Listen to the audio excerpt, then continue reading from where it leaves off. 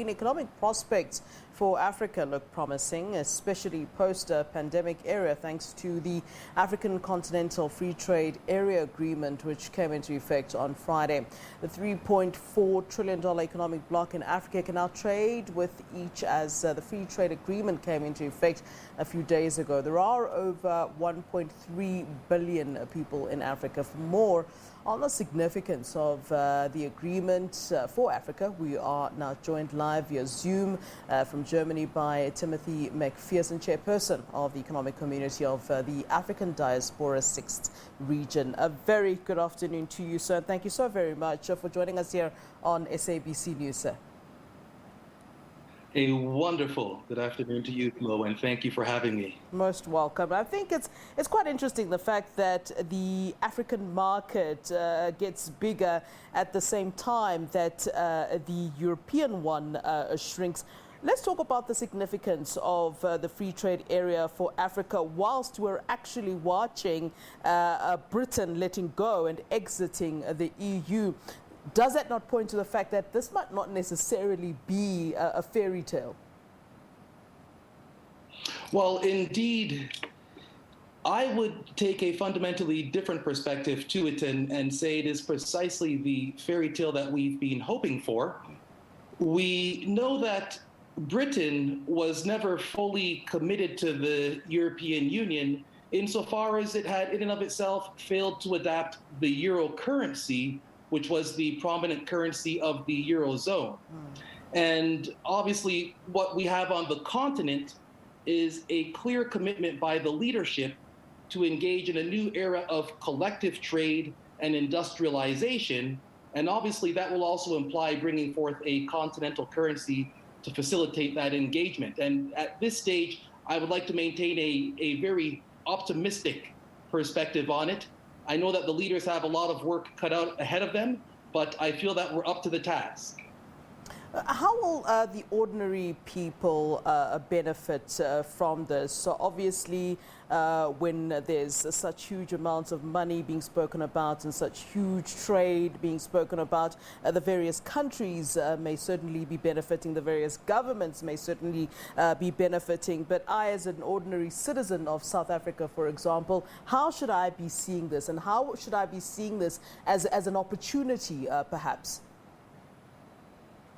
Well, I think the true opportunity that each citizen across the continent must see currently is a paradigm shift where Africa redirects its attention from being a simple exporter of raw materials to the global community and now looks at her assets for purposes of domestication and domestic industrialization. For the local person on the ground, that means a new approach to how business is being done. When resources are being extracted, they should be having a direction towards a full value chain of economic development, all of which is being realized on the continent itself, as opposed to having the continent simply exporting raw materials to foreign countries. Well, it's also been a point of discussion in all of this is the issue of this continent of Africa being really sort of riddled with debt and conversations around how this debt can be eradicated in Africa. Very much of this debt is also from former colonial powers. Also, certain banks who've made certain international banks that have made loans to Africa. How's the eradication of debt going to be affected and funded, and how does this then come into this particular conversation?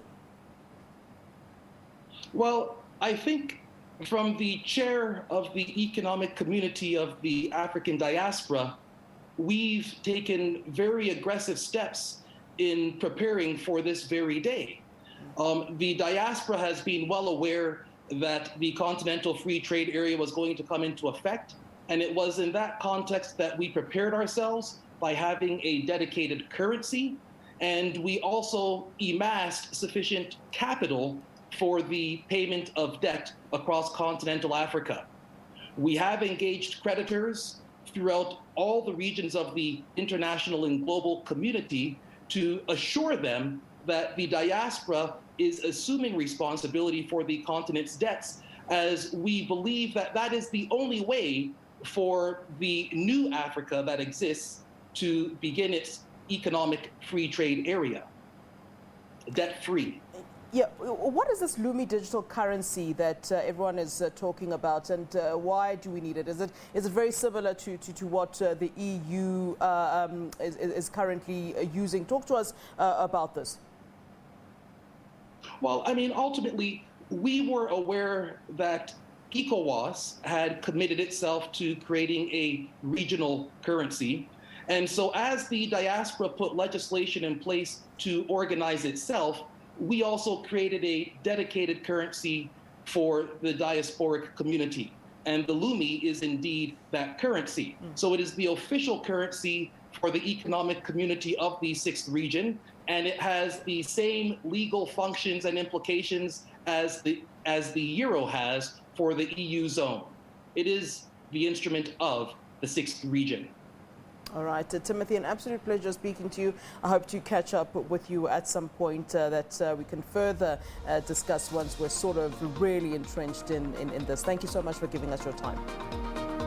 Thank you so kindly for having me. Well, that's Timothy McPherson, Chairperson of the ECO6 and Finance, Minister of the Central Solar Reserve Bank, speaking to us on the African Continental Free Trade Agreement. He talks to us from Germany there. All right, let's take a short break. Do stay with us.